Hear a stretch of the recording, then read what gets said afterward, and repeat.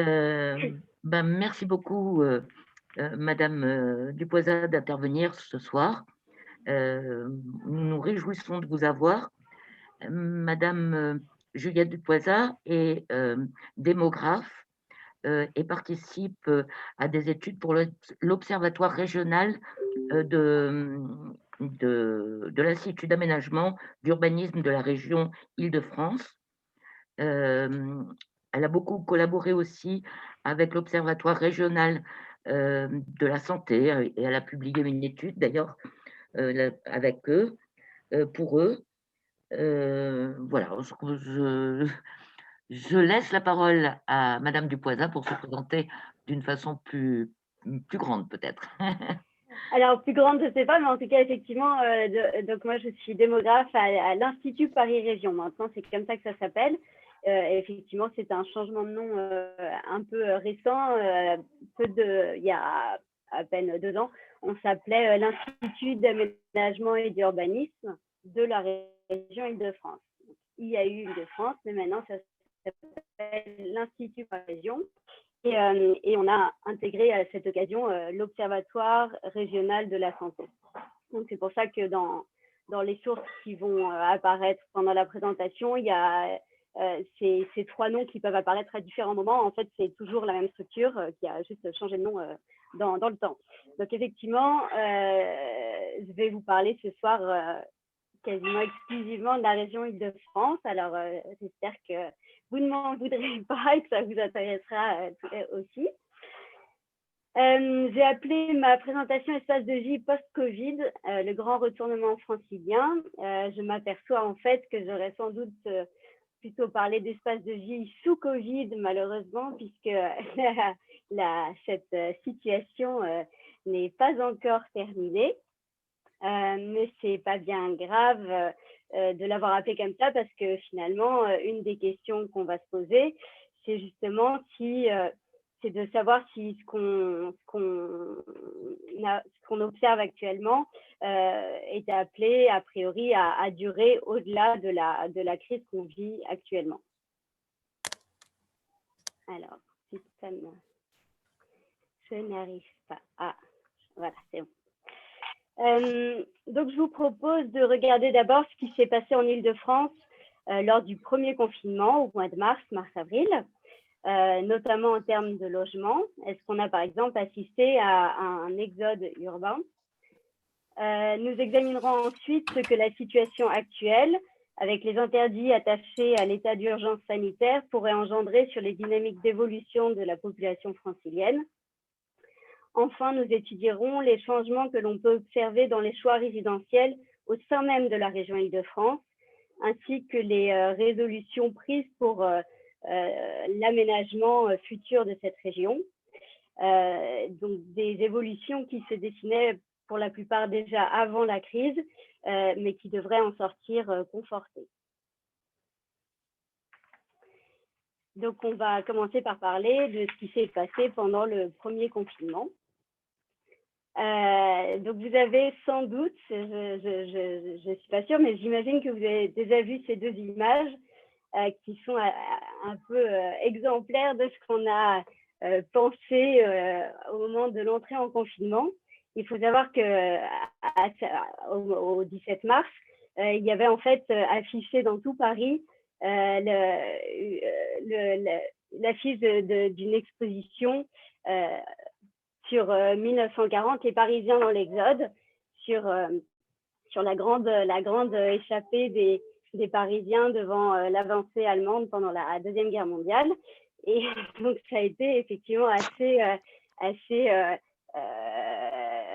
interpellant de voir cette affiche partout au moment où on disait que justement tout le monde quittait Paris avec peut-être pas des charrettes comme ça, bien sûr pas, mais des voitures extrêmement chargées pour aller s'installer pour une longue période hors de la capitale ou de l'agglomération parisienne.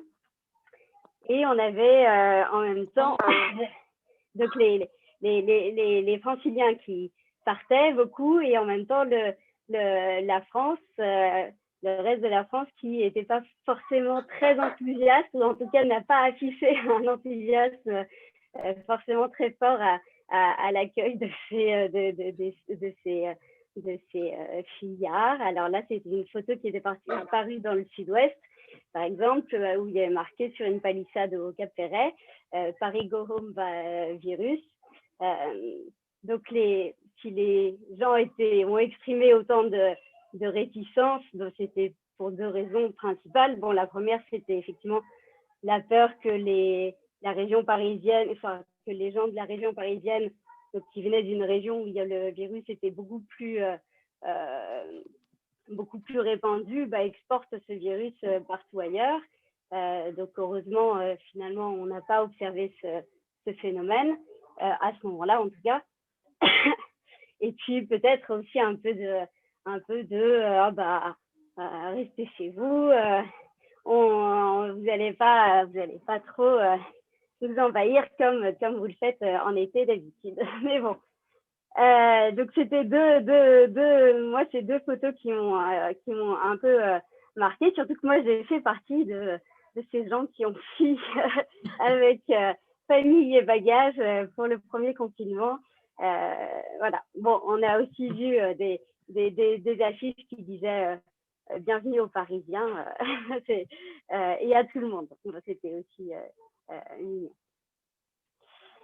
Alors, en fait, pour quantifier un peu et voir ce qui s'est passé pendant cette période pour l'Île-de-France, l'Institut auquel j'appartiens a réalisé une enquête pendant le confinement, enfin sur la fin du confinement.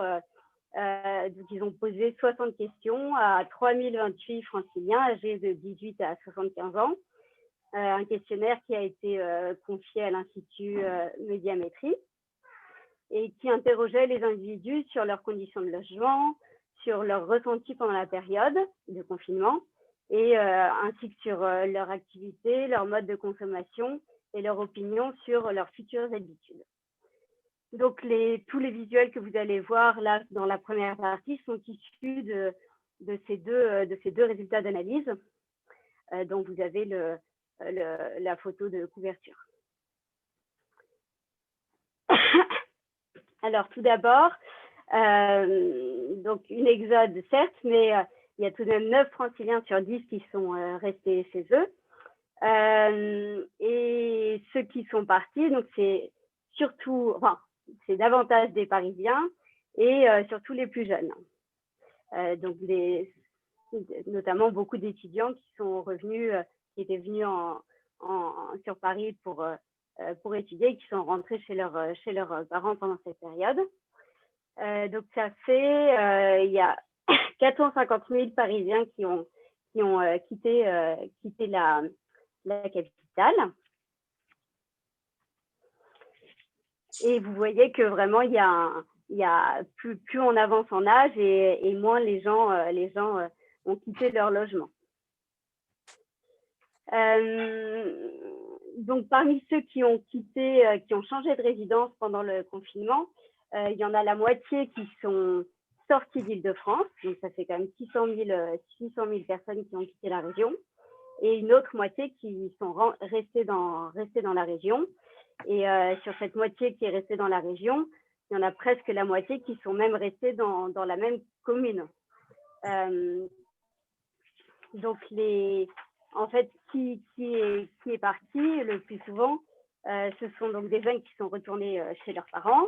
Il y a aussi beaucoup de couples qui habitaient séparément et qui ont choisi de passer la période ensemble. Il y a beaucoup de travailleurs saisonniers qui ont regagné leur région d'origine et puis aussi des personnes qui se sont confinées dans leur résidence secondaire ou dans la maison de famille. Donc, si on regarde par catégorie d'activité, les personnes qui sont le plus parties, ce sont donc des étudiants, des chômeurs et des artisans, commerçants et ensuite les cadres qui pouvaient télétravailler. Donc, si on regarde où est-ce qu'ils se sont où est-ce que ceux qui ont changé de logement se sont confinés. Ils ont, pour la grande majorité, choisi des zones moins denses que leur résidence habituelle. Donc, vous avez en jaune, c'est les gens qui ont changé de logement, mais qui sont restés dans une zone de même densité qu'habituellement. Et en dessous de la ligne de la diagonale jaune, ce sont les personnes qui se sont confinées dans une zone moins dense que là où ils habitent actuellement. Et donc, on peut remarquer que c'est dans la zone dont la densité est inférieure à 2000 habitants par kilomètre carré que la grande majorité se sont confinés. Il y a 50%, si on fait la somme de cette dernière ligne, c'est 50% de ceux qui ont bougé qui se sont confinés dans ces communes-là. Alors, je vous ai mis à côté la carte de ces différentes zones. Donc, celle où la densité est inférieure à 2000 habitants au kilomètre carré, c'est quand même une très grande partie de l'Île-de-France, puisque c'est quand même des densités fortes. Mais en soi, ça ne représente que 13% de la population habituellement.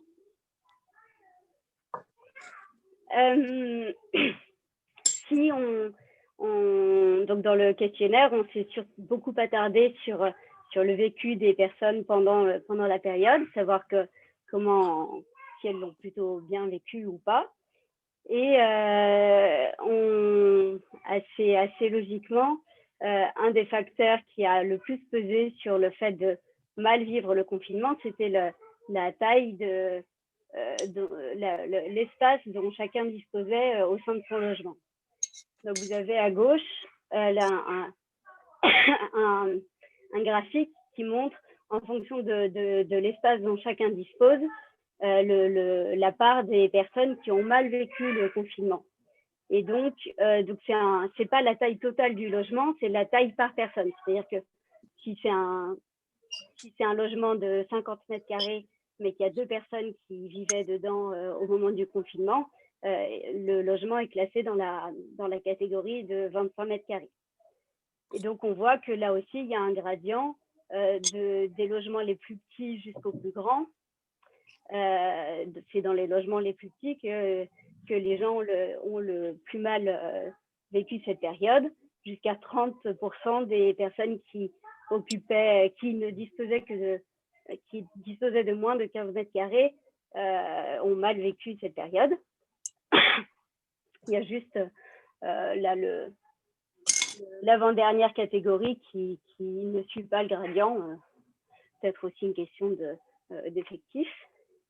Donc là, c'est un des premiers facteurs qui a pesé sur le ressenti. Et un autre facteur, c'est les personnes avec qui on a partagé ce confinement. Alors, les gens l'ont plus souvent mal vécu s'ils étaient seuls.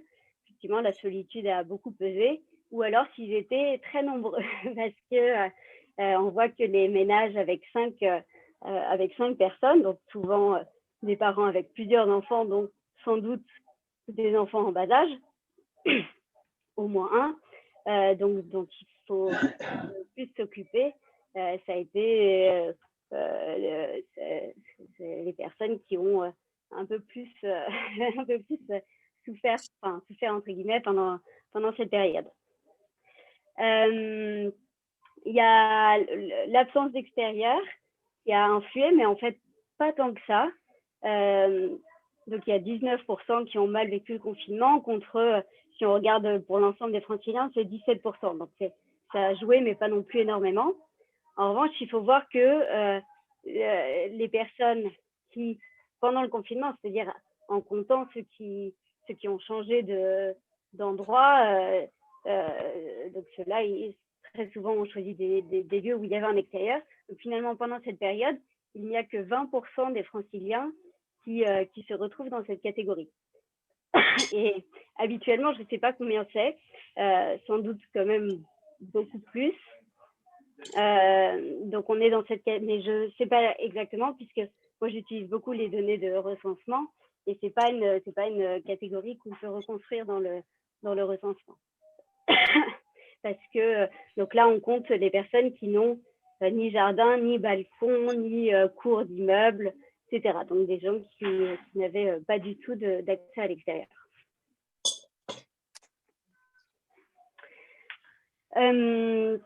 Donc, un des facteurs qui a beaucoup pesé, c'est donc la petitesse de l'espace dont on disposait. Et si on regarde la carte de cet espace, bon alors là j'ai choisi la carte du nombre de pièces par personne, on peut voir que l'Île-de-France est quand même assez mal dotée sur ce plan par rapport au reste de la France. Les logements sont quand même beaucoup plus petits qu'ailleurs, et notamment dans l'agglomération centrale.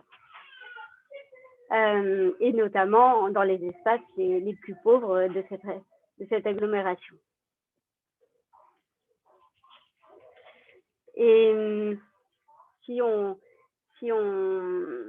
donc là on voit qu'il y a notamment la Seine-Saint-Denis et l'ouest de Paris qui ressortent beaucoup comme proposant des petits logements par rapport aux ménages qui y logent. Et en fait, on s'aperçoit que pendant cette période, la Seine-Saint-Denis a accumulé les handicaps par rapport à la crise sanitaire, puisque la Covid, donc on le sait maintenant, affecte en premier lieu les personnes âgées qui sont à risque de faire des formes graves, ou les personnes qui présentent du diabète.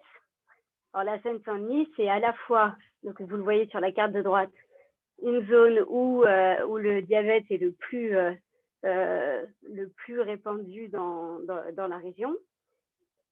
Et sur la carte de gauche, vous avez en fait une carte qui montre la part le poids des familles avec des enfants de plus de 25 ans, de 25 à 30 ans. Il faut savoir que d'habitude, surtout dans le recensement par exemple, on parle de familles, on ne compte les familles qu'avec des enfants qui ont moins de 25 ans. Mais donc là, on avait regardé si on comptait aussi les familles où les enfants sont plus âgés que normalement, où est-ce qu'ils se trouvent. Et on voit qu'ils sont effectivement aussi en Seine-Saint-Denis et dans les espaces moins favorisés où il y a beaucoup de HLM.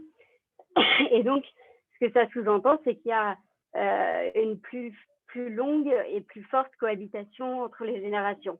Donc, c'est vrai qu'il y avait aussi plus de risques que les actifs ou les jeunes, les personnes qui sortaient de leur logement pouvaient et s'exposer au virus, pouvaient ensuite exposer leurs parents plus âgés ou grands-parents qui partageaient le logement. Et donc, ça fait déjà deux facteurs de risque plus présents dans cette zone qu'ailleurs. Et ensuite, le troisième facteur, c'est que justement, les actifs de ce département ne sont pas ceux qui ont le plus télétravaillé.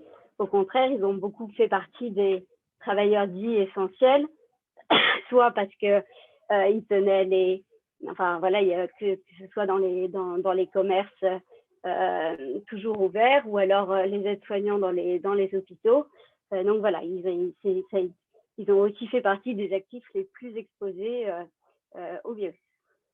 Donc c'est vrai que quand on voit actuellement que c'est un des départements où la surmortalité a été la plus forte, bon, il y a beaucoup d'explications à cela. Et donc, cette crise, mais je dis pas qu'elle a révélé les inégalités dans la région, puisqu'on les connaissait quand même déjà bien, mais en tout cas, elle les a à nouveau soulignées. Et pourtant, si on regarde qui est majoritairement sorti de son logement pour aller se confiner dans un autre lieu, eh bien, on voit que c'est effectivement dans les communes les plus riches, c'est-à-dire les communes dont le revenu médian de la population est le plus élevé, c'est là où ils ont le plus souvent pu pu quitter leur logement habituel. Entre les communes les plus riches et les moins riches, on a quand même un doublement du taux de personnes qui ont pu quitter leur logement. Qui s'explique notamment parce que il faut bien avoir une solution de repli pour quitter son logement et c'est quand même assez rare de pouvoir, tout le monde n'a pas de logement potentiellement disponible pour passer cette période.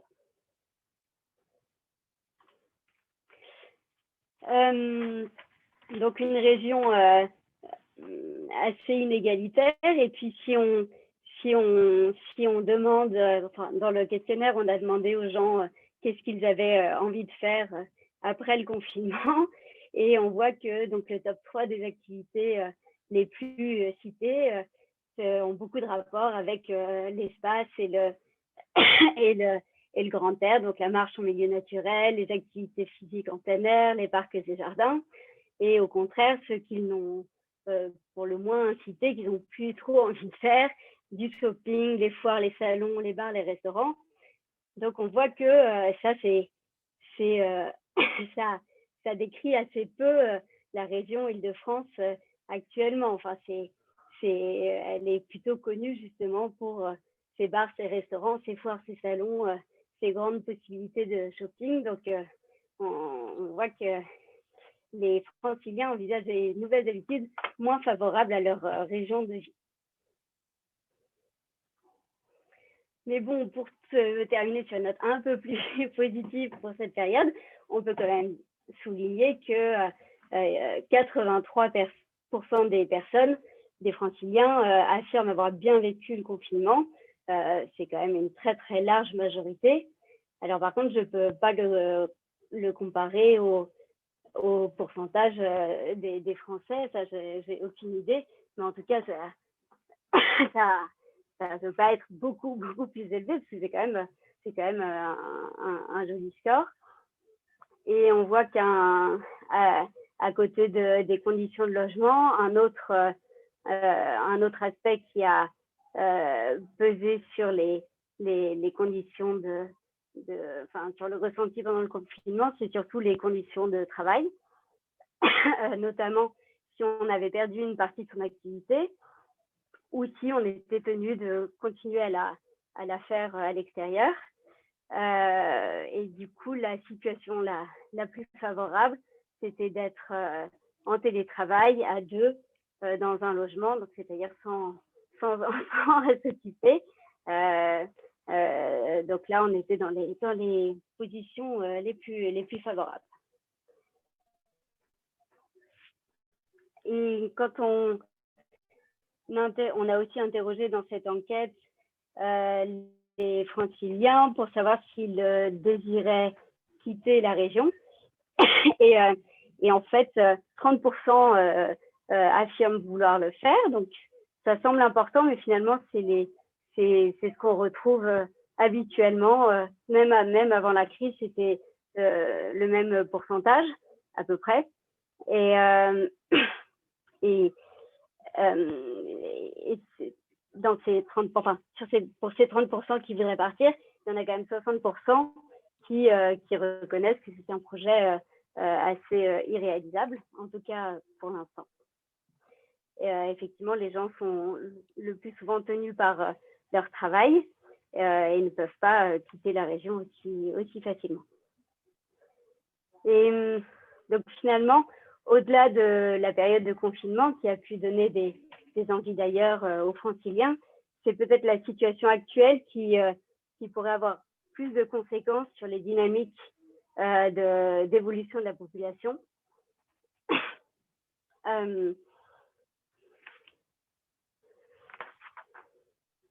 Alors, quelles sont ces dynamiques, justement?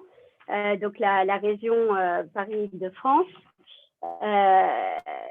on dit que c'est un moteur à 3 temps, c'est-à-dire que elle se caractérise par un solde naturel élevé, c'est-à-dire la différence entre ce solde naturel, c'est la différence entre les naissances et les décès.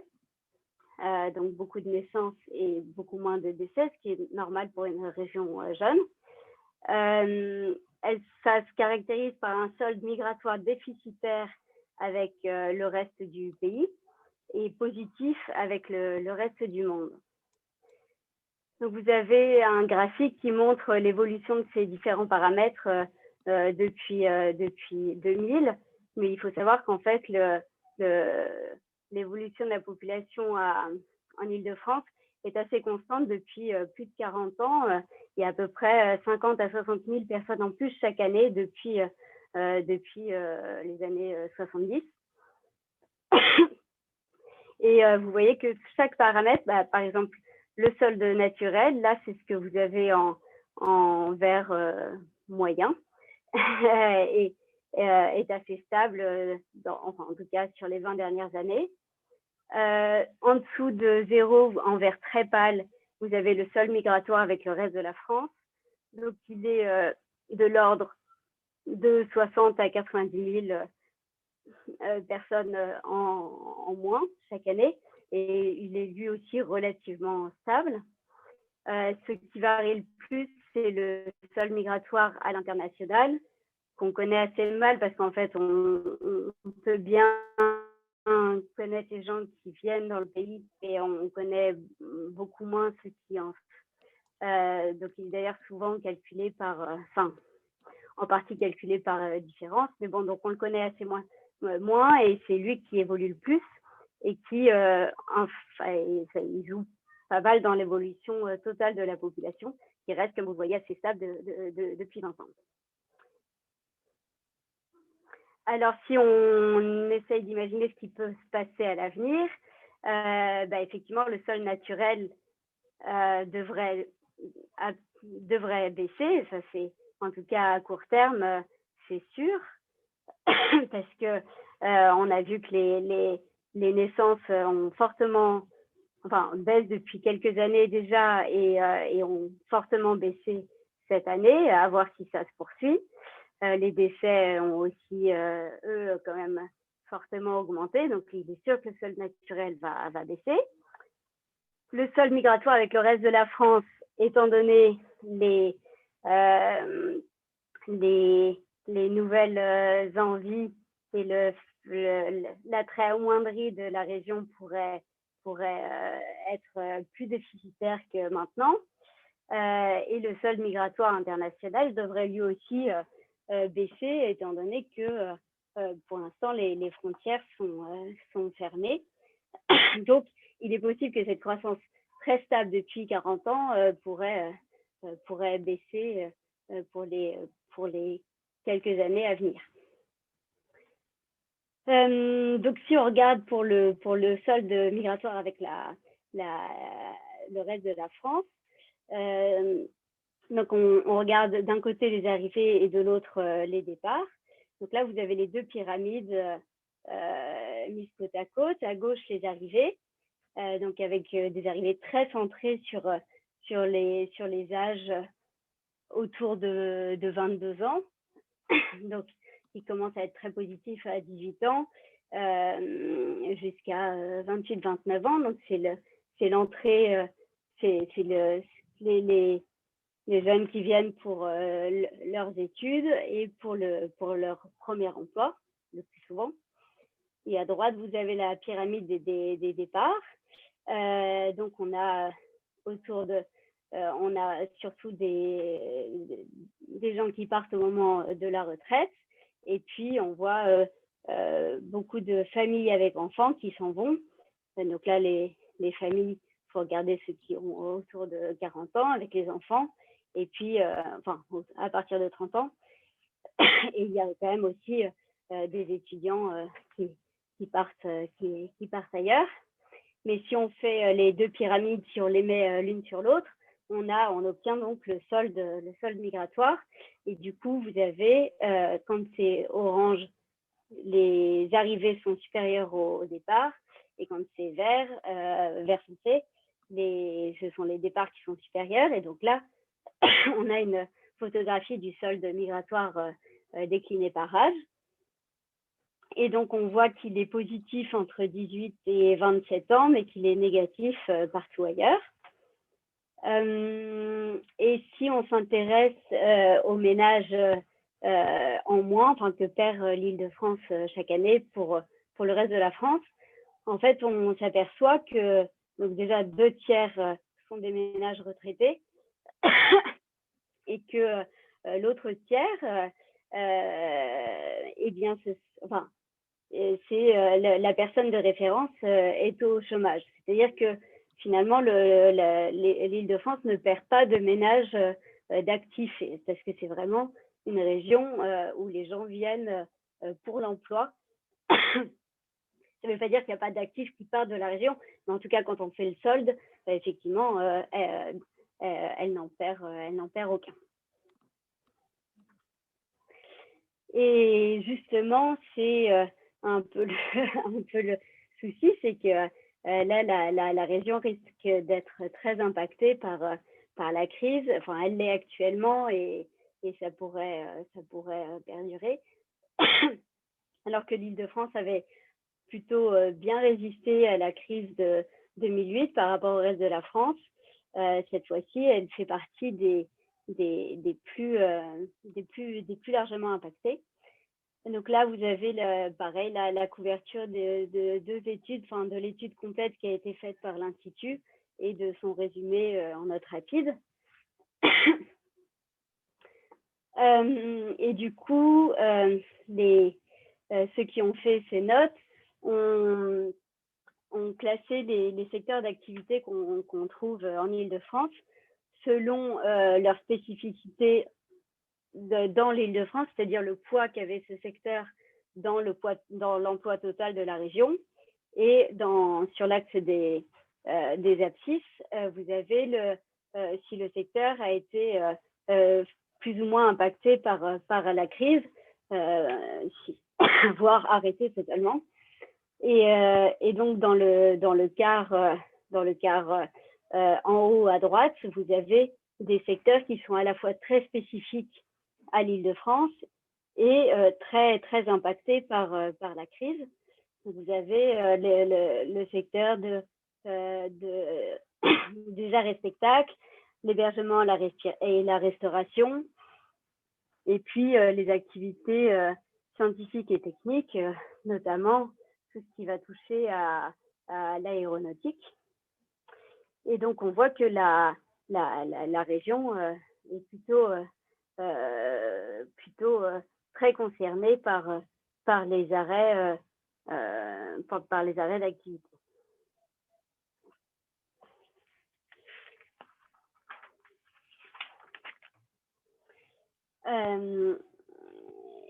Donc, ça peut jouer effectivement sur le solde migratoire avec le reste de la France, puisque si les gens ne viennent plus pour l'emploi, effectivement, ils vont beaucoup moins venir en Île-de-France. Et puis, on a vu que c'était beaucoup des ménages, en fait, les gens quittent l'Île-de-France quand ils ne peuvent plus s'y loger, parce que le logement est trop cher. Et donc, tous ceux qui ne vont pas retrouver de travail, beaucoup pourraient être amenés à partir. Mais les mesures pourraient aussi impacter le sol migratoire international, puisque les frontières sont largement fermées actuellement. Et alors, bon, là, c'est pas le sol migratoire international, mais c'est sur les échanges internationaux. C'est vrai que Paris était la première destination touristique européenne et que là, pour l'instant, c'est complètement à l'arrêt. Normalement, Paris attirait 10 millions de touristes par an internationaux. Et aujourd'hui, les hôtels ont connu une baisse de 75% de fréquentation sur l'année qui vient de passer. Il y a maintenant juste des Français et puis un peu d'Européens. Ça se voit aussi sur les lieux les plus visités comme le Louvre, qui normalement accueille 10 millions de personnes par an et qui, sur la période où il était ouvert, on a accueilli uniquement 3 millions. Cette fermeture des frontières a une conséquence aussi forte sur les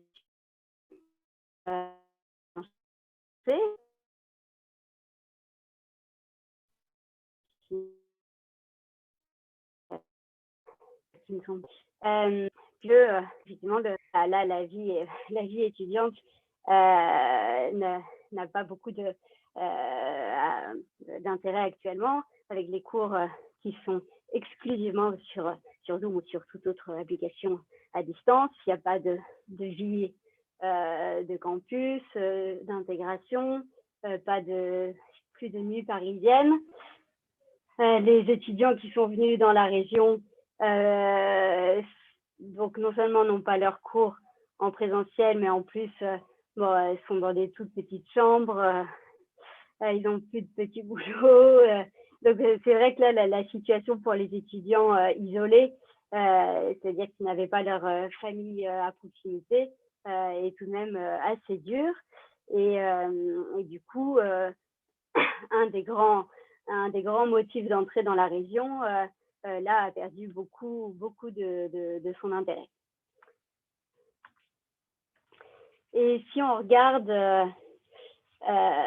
donc si on pense que la croissance pourrait un peu faiblir en Île-de-France, c'est parce que quand on regarde d'autres métropoles globales qui suivent normalement les mêmes dynamiques, on voit qu'elles aussi pâtissent actuellement des mêmes effets. Donc là, vous avez les mêmes composantes pour la région de Londres et celle de New York. Donc ce sont deux grandes métropoles qui partagent la même attractivité culturelle et économique auprès de leurs jeunes diplômés dans leurs pays respectifs, et qui ont aussi les mêmes difficultés immobilières avec des logements très, très chers. Et ces deux régions, alors je ne sais pas si vous avez vu, mais il y a effectivement dans le Financial Times un article qui est paru qui s'appelait L'exode des non-natifs du Royaume-Uni, qui parlait du départ de 1,3 million personnes qui ont quitté le Royaume-Uni, et 700 000 rien qu'à Londres, ce qui est en fait une baisse de 8% de la population. Donc, si on regarde le graphique, quand je dis que c'est les mêmes dynamiques qu'à Paris, c'est qu'on a un solde naturel positif, un solde migratoire avec le reste du pays négatif, et un solde migratoire positif à l'international. On voit qu'à Londres, le solde naturel est lui aussi relativement constant, que en revanche, le solde migratoire international joue beaucoup plus que chez nous, et il est aussi assez heurté. Donc là, on avait une grosse baisse au moment du Brexit, enfin de l'annonce du Brexit. Et donc là, on ne voit pas la suite, mais effectivement, là, il y aurait vraiment une grosse... si on mettait les dernières années, il faudrait vraiment baisser beaucoup ce solde migratoire international. Et si on regarde le solde migratoire avec le reste du Royaume-Uni, eh bien, en fait, il est souvent assez fort. Il y a en fait toute cette période où il semble beaucoup plus restreint, correspond assez étonnamment à la crise de 2008. Et en fait, ça s'explique parce que les ménages londoniens, enfin du Grand Londres, sont beaucoup plus souvent propriétaires qu'en Île-de-France. Et du coup, en fait, avec la crise, ils n'ont plus pu trouver d'acquéreurs pour leur logement, et donc en fait, ils n'ont pas pu le quitter.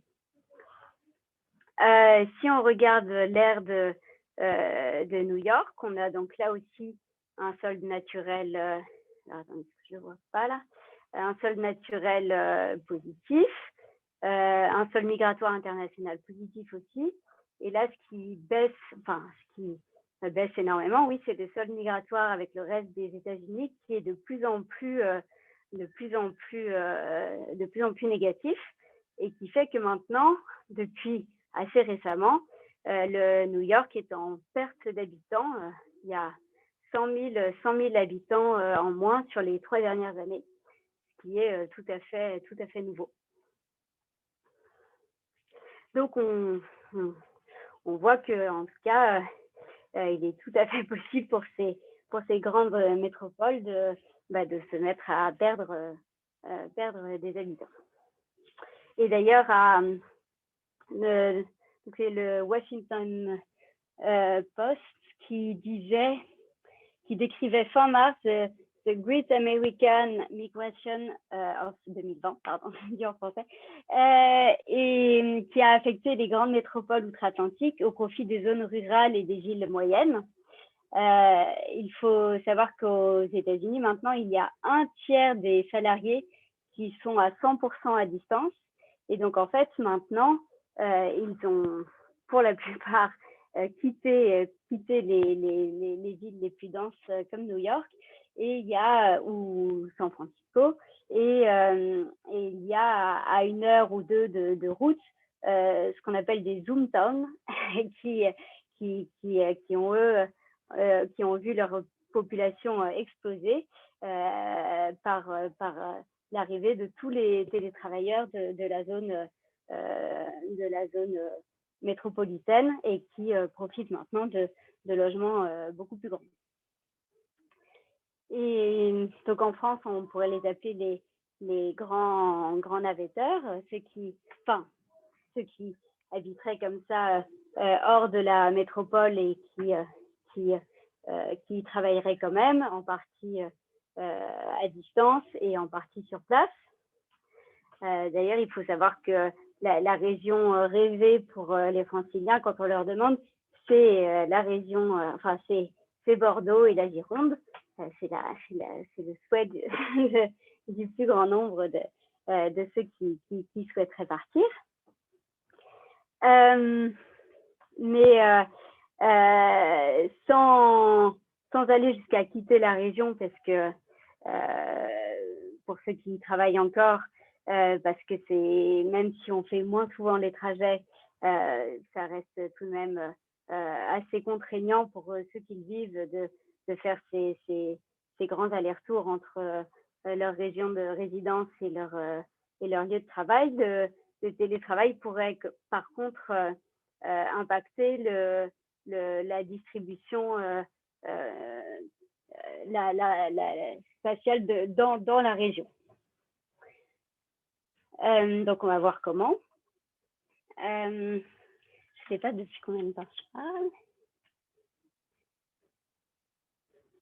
J'ai pas mis de chronomètre. Bon, tant pis. Ne vous inquiétez pas, vous avez le temps. D'accord, ok, c'est parfait. Donc, il y a en France, il y a 5 millions d'actifs qui ont expérimenté le travail à distance. Et en Île-de-France, c'est 40% des actifs franciliens qui l'ont pratiqué depuis le confinement. C'est quand même le double de ceux qui le pratiquaient avant cette période. Et si on interroge ces télétravailleurs, il y en a l'écrasante majorité, 95%, qui souhaitent continuer ce mode de travail, pas forcément à 100%, mais en tout cas qui veulent absolument pouvoir le pratiquer en partie. Donc on peut être sûr que ça, c'est quelque chose d'assez nouveau, mais qui ne va clairement pas s'arrêter après la crise, puisque ça rencontre trop d'aspiration.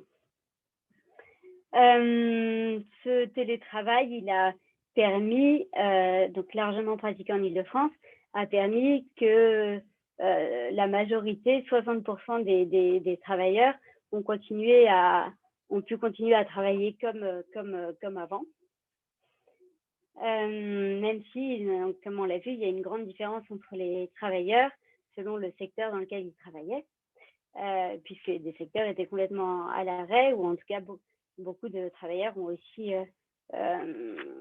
été en chômage partiel avec le plus souvent une perte de revenus.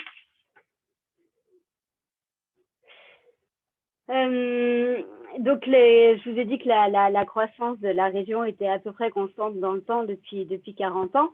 Mais par contre, si on regarde la géographie à l'intérieur de la région, les évolutions sont réelles sur le long terme. Donc là, vous avez 3 cartes qui montrent 3 périodes différentes pour la région. Vous avez les petits points rouges qui représentent des habitants supplémentaires sur la période. Et les points verts, c'est des pertes d'habitants. Et quand la couleur derrière du fond est rouge, c'est que la commune elle-même a gagné des habitants. Et quand elle est verte, c'est qu'elle en a perdu.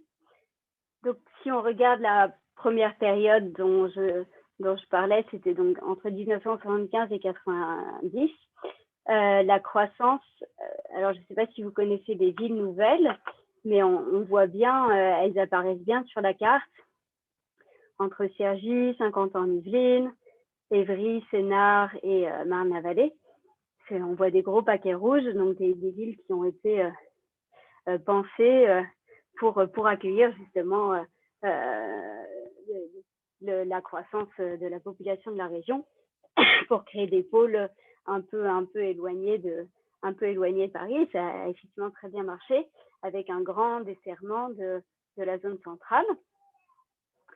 La période qui a suivi, de 90 à 2010, est fort différente, avec un recentrement de la croissance en zone centrale, à moins de 20 km de Notre-Dame, donc au centre de Paris, et même presque, la plus grande partie même à moins de 10 km, donc le plus au centre de proche de la périphérie de Paris. Pardon. Et il reste 15% de la croissance dans les villes nouvelles. Et dans la période la plus récente, il y a toujours la même croissance, la même part de la croissance dans les villes nouvelles, toujours 15%. En revanche, on voit que là, tout Paris perd des habitants, quand même de l'ordre de 10 000 habitants en moins chaque année sur la période récente. Et la croissance est toujours dans le centre, juste un peu plus étalée sur un peu plus de kilomètres, mais toujours dans le cadre la majorité dans un rayon de moins de 20 km de Notre-Dame. Et donc, on peut se demander quelle sera. Et puis, on voit effectivement que si on regarde les communes de Grande Couronne, alors qu'elles étaient en grande majorité en croissance pour la période précédente, là, il y en a beaucoup qui sont devenues décroissantes, en baisse de population. Et on verra, mais on en parlera plus tard, qu'apparaissent, alors là je ne les vois pas, qu'apparaissent des petits amas de population en fait dans les villes moyennes, petites et moyennes, hors de l'agglomération, dont on parlera tout à l'heure. Et donc on peut se demander quelle sera la prochaine carte, et si le télétravail peut amener, aider les gens à s'éloigner du centre très dense pour occuper plus fortement la Grande Couronne. En tout cas, on a beaucoup de témoignages d'agents immobiliers. Là, on en a vu dans beaucoup d'articles qui disent à quel point la recherche de maisons en Grande Couronne a explosé, comment il y a même une étude des notaires de Paris qui disent que les Parisiens ont déserté Paris dans leurs nouveaux achats, ou en tout cas dans leurs recherches. Donc des Parisiens qui se sont qui se reportent sur la Petite Couronne, notamment l'Ouest, et des gens de la Petite Couronne qui, eux, sont à leur tour chassés par enfin éloignés par les prix fortement accrus par les demandes du centre, et donc qui se reportent, eux, sur la Grande Couronne.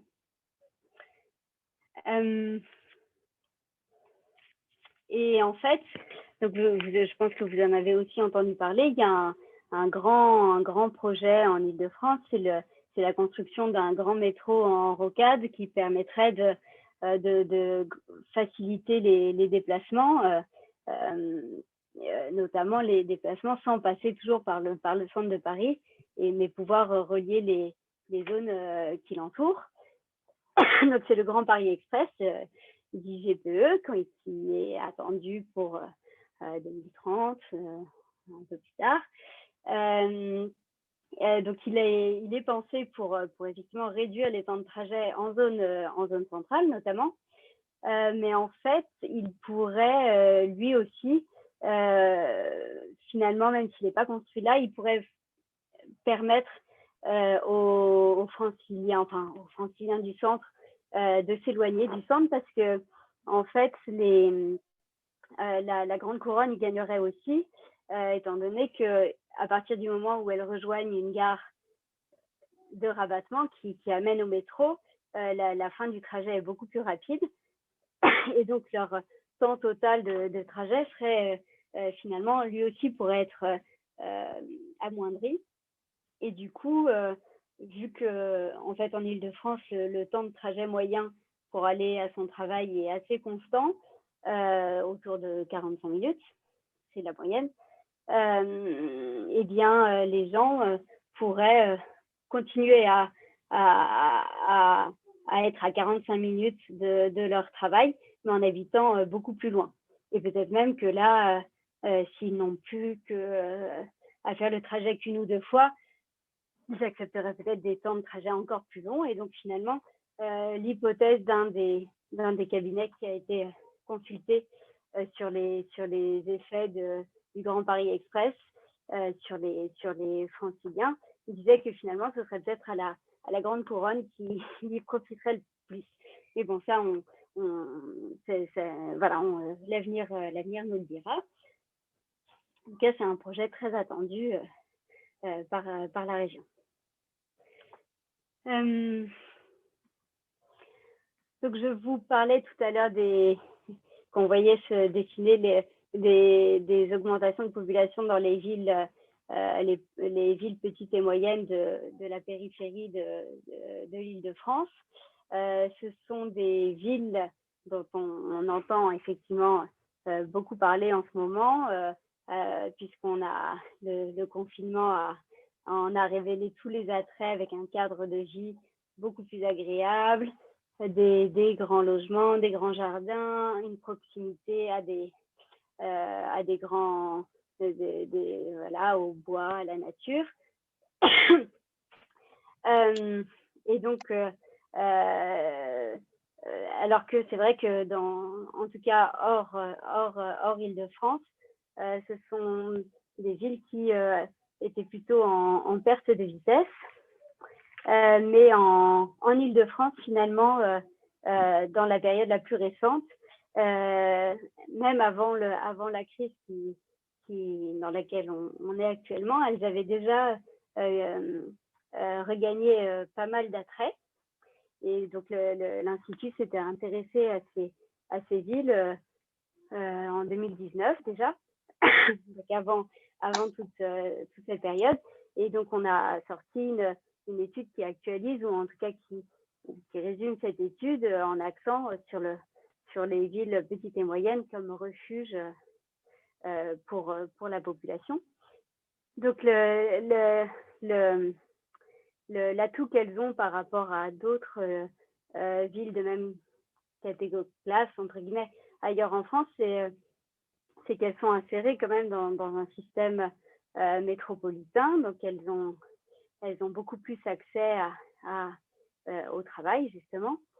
Donc, qu'est-ce qui définit ces villes petites et moyennes?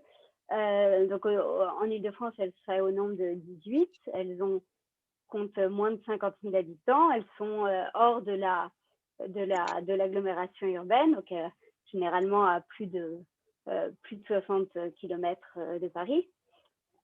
Ce sont des villes qui ont un passé historique, culturel, donc un patrimoine culturel, historique et bien sûr naturel.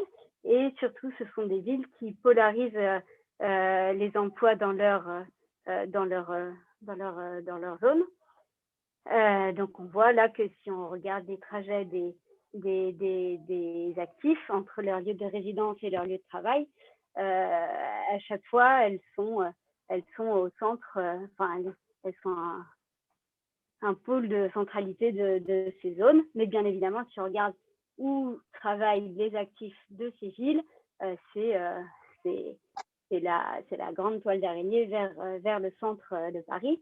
Et donc, ce sont ces trajets qui sont fortement facilités par le... Pardon. C'est moi qu'il y a de l'écho ou...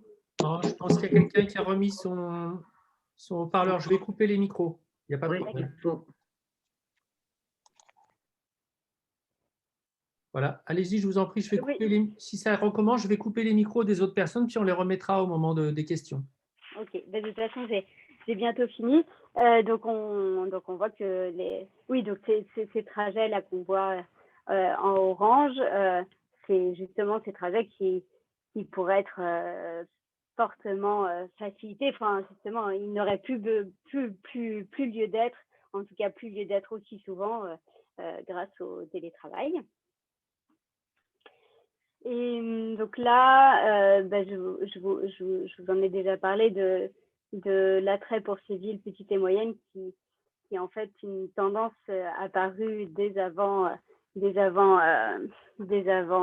crise actuelle. Donc en fait là, je vous demande de regarder la ligne en pointillé rouge, c'est celle qui représente les villes petites et moyennes dont j'ai parlé.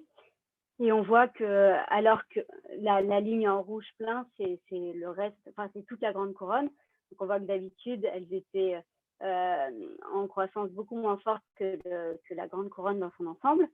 Et pourtant, sur la toute dernière période, ce sont les villes les plus, qui connaissent la plus forte croissance de toute la région, même zone dense compris. Donc, effectivement, quand un phénomène apparaît, commence avant une crise et dont les ressorts semblent compensés par la crise, ça pourrait être effectivement quelque chose de pérenne. En tout cas, pérenne pour les années à venir.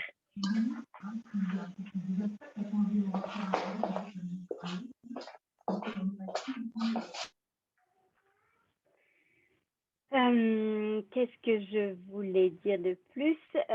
Oui, quand je parle de retournement francilien, bien évidemment, il ne va pas tout d'un coup y avoir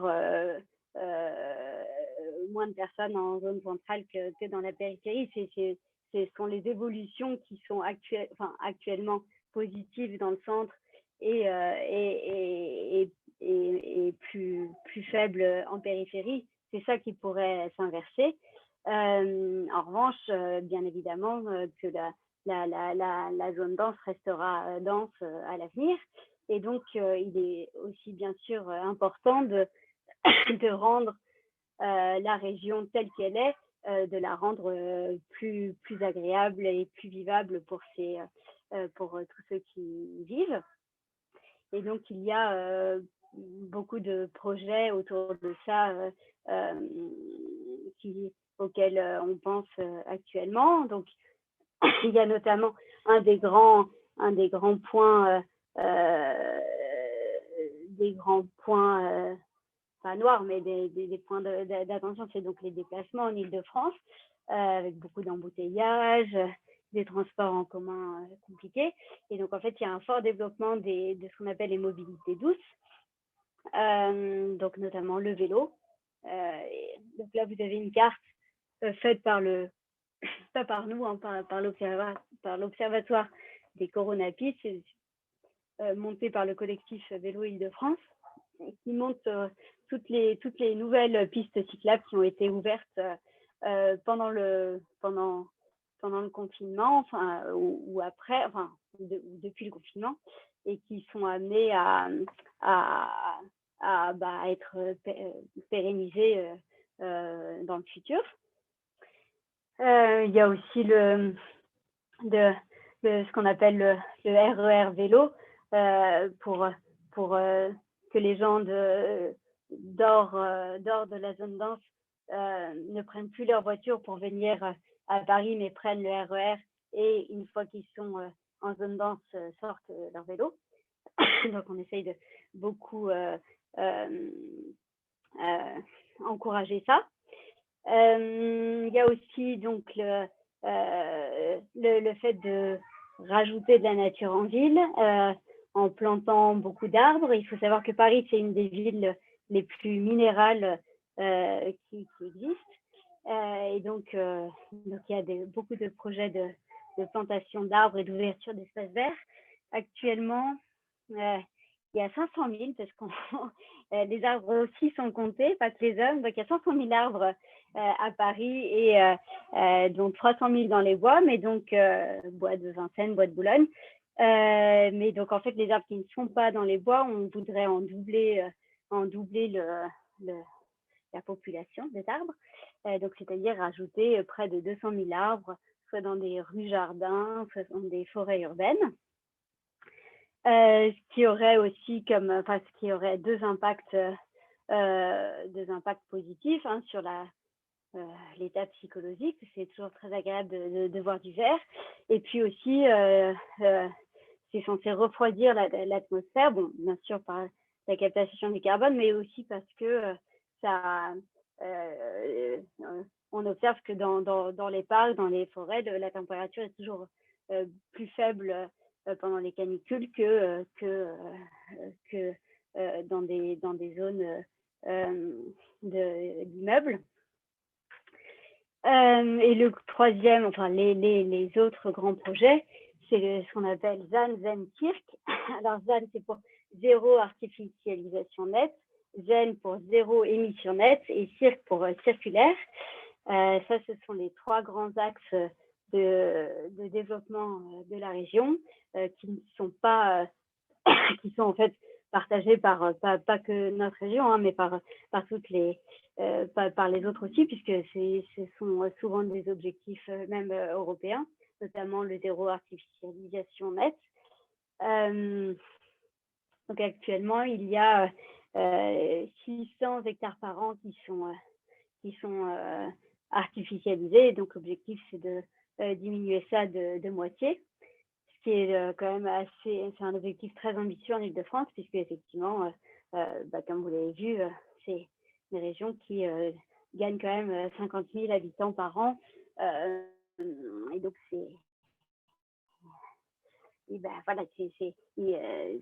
ça nécessite des efforts rajoutés dans l'identification des zones déjà très denses. Écoutez, je pense que c'est à peu près ce que je voulais vous dire.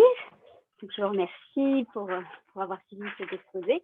Et puis, effectivement, toutes les cartes, à part celles sur les coronapistes, toutes les cartes sont disponibles sur notre site, et toutes les études que j'ai pu citer sont en libre accès, si ça vous intéresse de les regarder plus attentivement. Eh bien, merci beaucoup. C'était véritablement passionnant. Cela nous a permis de voir la répercussion et la redistribution spatiale aussi bien en Île-de-France que dans les autres régions de France. J'étais étonnée de savoir qu'il y avait autant d'arbres actuellement, 500 000, ça je m'en souviendrai, et qu'on veut arriver à 700 000. Je pense qu'il va y avoir plein de questions, si quelqu'un veut prendre la parole. Ce qui serait bien, c'est que vous puissiez remettre tous les visages voilà. en grand. Voilà. Oui, Didier. Merci beaucoup pour cette conférence. Mais excusez-moi, le petit ennui, c'était dû à la perte de ligne. Donc j'avais repris sur mon smartphone, puis à un moment, il y a eu les deux, ça fichu le bazar. Bon. Ah, c'est Cela dit, j'avais une petite question concernant votre premier chapitre. Vous parlez il y avait une diapo concernant les intentions après confinement. Oui. J'ai été fort surpris de voir que les gens voudraient moins aller au restaurant.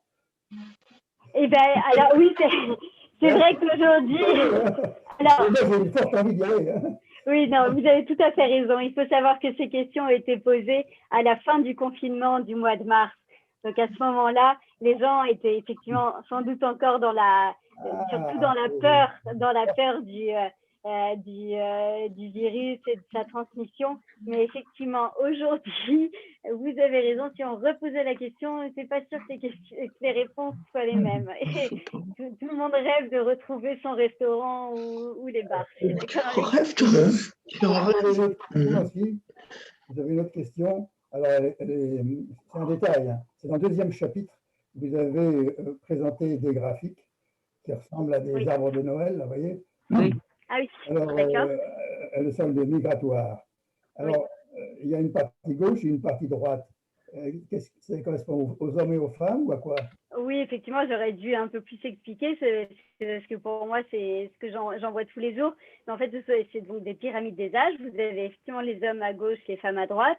Vous avez en abscisse les effectifs. Et en ordonnée, ce sont les âges, avec les plus jeunes en bas de la pyramide et les plus âgés en haut. Il y avait d'ailleurs la silhouette dessinée. Oui, effectivement. Enfin, j'avais une dernière remarque d'ordre plus général.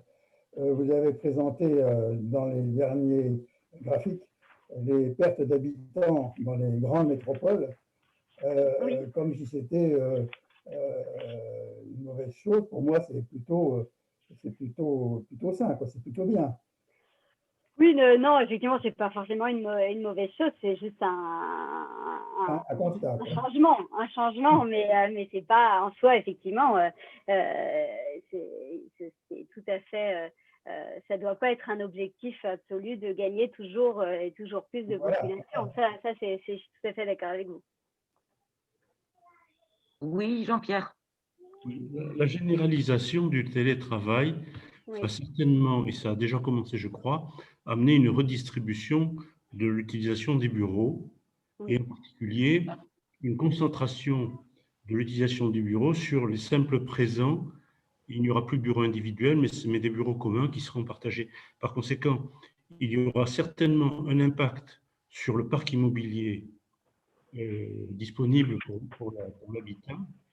Est-ce que des études ont été faites sur ce point? Est-ce qu'on peut quantifier ce phénomène? Parce que c'est un phénomène temporaire. Il y aura une réaffectation qui aura pour effet sans doute d'entraîner une baisse du montant des transactions, enfin une baisse des prix, des cours de l'immobilier, mais ça va durer un laps de temps très court. Alors, est-ce que ça va être j'imagine que, enfin, je connais mal Paris quant à la distribution des espaces de bureaux, ça va sans doute entraîner des mouvements de population à l'intérieur. Est-ce que ce phénomène a été étudié, anticipé? Est-ce que vous avez sur ce point des idées? Alors, les études sont effectivement pas encore sorties et sont pour certaines à faire. Alors, d'ailleurs, la transformation de bureaux en logements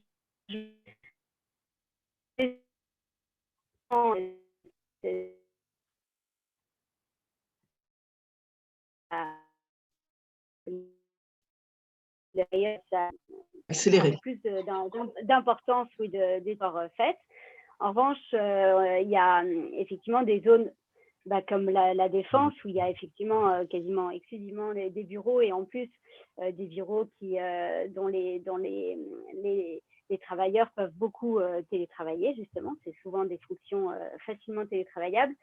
Donc là, effectivement, il y a en ce moment un grand… Enfin, voilà, les gens qui gèrent cette zone sont en pleine réflexion sur comment réutiliser cette zone, faire que les gens en faire un espace plus de vie que de bureau. Effectivement, c'est des réflexions en cours, et c'est sûr que ça va beaucoup changer Oui, mais est-ce que, excusez-moi, j'affine ma question. Ouais. Est-ce que cette libération d'espace en faveur de l'habitation pourrait être couplée avec des zones de travail? Parce que si les gens qui viennent loger là sont astreints à des déplacements tout aussi importants pour aller sur un lieu de travail, ça ne résoudra pas beaucoup de questions, parce que finalement, une des plaies de la région parisienne, c'est le temps perdu. C'est le Dans temps les perdu transports. entre les lieux de travail. Ouais. Tout à fait. Alors là, par contre, c'est un objectif que se donne la région depuis longtemps déjà, depuis bien 20 ans, j'exagère peut-être, mais depuis en tout cas bien 10 ans, de rapprocher les actifs rapprocher lieu de résidence et lieu de travail. Mais en fait, déjà, on n'a pas trop la main dessus et en tout cas, on n'a pas trouvé le moyen de faire ça. On s'aperçoit que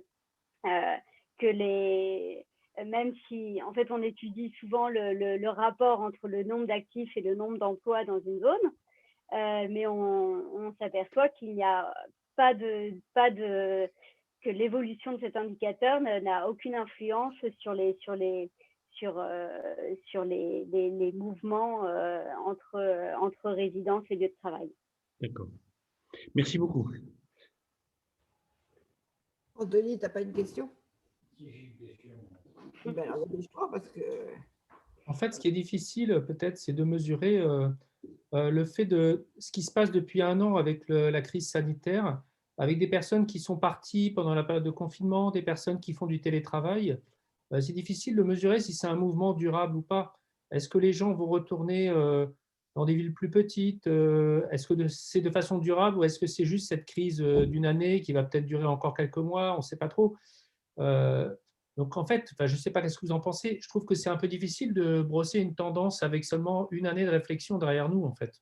Et tout à fait, d'autant plus que justement, on n'a pas de réels chiffres, puisque les chiffres qu'on utilise d'habitude pour toutes ces questions, ce sont les chiffres du recensement. Et le recensement, il a toujours 3 ans. C'est-à-dire que là, on est en 2021. On a eu les chiffres de population du 1er janvier 2018 et si on regarde les caractéristiques, c'est même les caractéristiques de l'année 2017. Donc, pour avoir ce qui se passe de façon sûre statistiquement, etc., ce sera que dans 3, 4 ou 5 ans.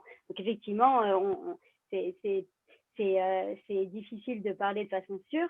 En revanche, c'est pour ça que je parlais de quand on a un mouvement qui est déjà observé et dont les ressorts semblent être confortés par la crise. Là, on peut se dire que c'est un mouvement qui pourrait perdurer et c'est pour ça que je parlais des villes petites de l'Île-de-France qui sont déjà, les dernières années, montrent qu'elles sont plus attractives qu'avant et donc peut-être qu'elles pourraient continuer à l'être dans les prochaines années. C'est un mouvement qui est relativement ancien parce que j'ai, pendant la dernière période de ma vie professionnelle, travaillé à Paris et je voyais notamment pas mal de gens qui prenaient le train jusqu'à Vendôme et on voyait nettement qu'il y avait à Vendôme ou dans les environs de Vendôme toute une vie d'habitation. Je pense qu'il y avait la même chose autour d'Orléans aussi. Oui, tout à fait. Qui habitaient près d'Orléans et qui allaient travailler quotidiennement à Paris. J'avais d'ailleurs, j'ai eu une collaboratrice qui venait de Chartres. Oui, alors il y a effectivement toujours eu ce qu'on appelle justement les grands navetteurs, mais en Île-de-France, en fait, avant, dans la grande couronne, la croissance était pas vraiment portée par ces villes, ces pôles de centralité. Elles étaient plutôt portées par l'espace plus rural finalement, que sur ces petites villes, ou par les villes nouvelles, bien évidemment. Juliette, c'est Olivier. Est-ce que tu as entendu le Premier ministre tout à l'heure, Castex? Il a parlé son discours sur le 9-3. sur la Seine-Saint-Denis ressemblait beaucoup au tien, à savoir que c'est un département qui est malheureusement très touché par la crise sanitaire. Or, il n'a pas décrété de confinement pour ce département, alors qu'il l'a décrété pour le Pas-de-Calais, dont les indices de santé sont pas nécessairement plus mauvais que celui du 9-3. Donc, est-ce que tu vois une explication à cette différence? Alors, en tout cas, c'est sûr qu'on a quand même beaucoup parlé de la beaucoup plus grande difficulté à bien vivre confiné dans ce département.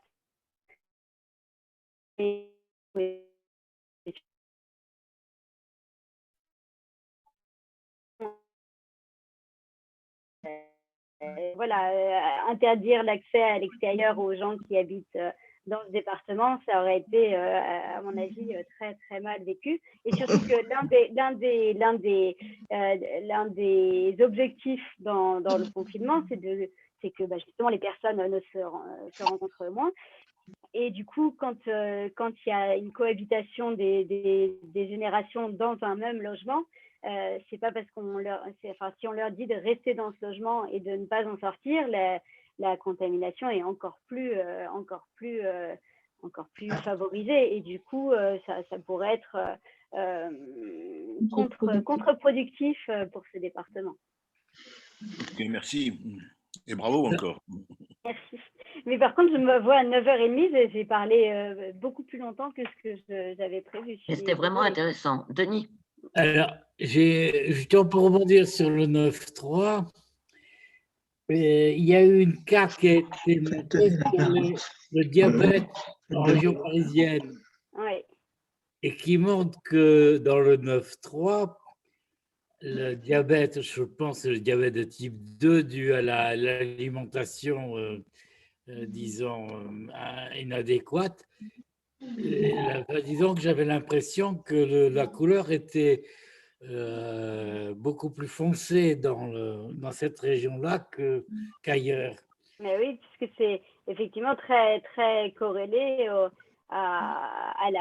revenu, hein, parce que on achète de la nourriture plus déjà préparée, plus sucrée, l'alimentation, voilà. Et donc effectivement, moi aussi ça m'a quand j'ai vu la carte, j'ai été surprise de ça, mais effectivement c'est beaucoup plus répandu là.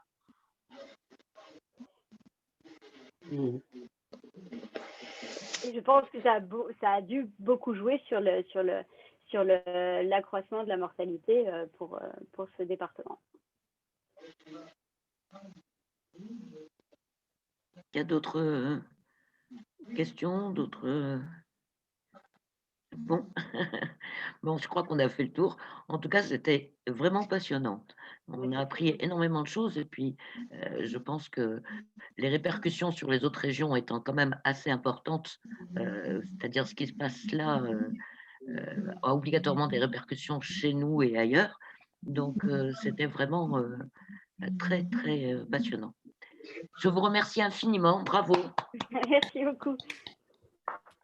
Je vous souhaite à tous une excellente fin de journée et n'hésitez pas à aller sur notre site a32.fr pour nous retrouver à chaque conférence, midi 14h et autres rendez-vous.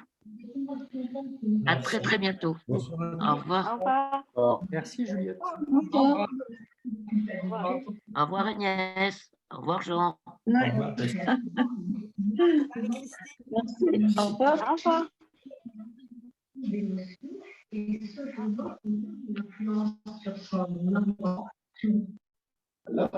Non, elle a juste vu que j'étais là, elle a dit au revoir.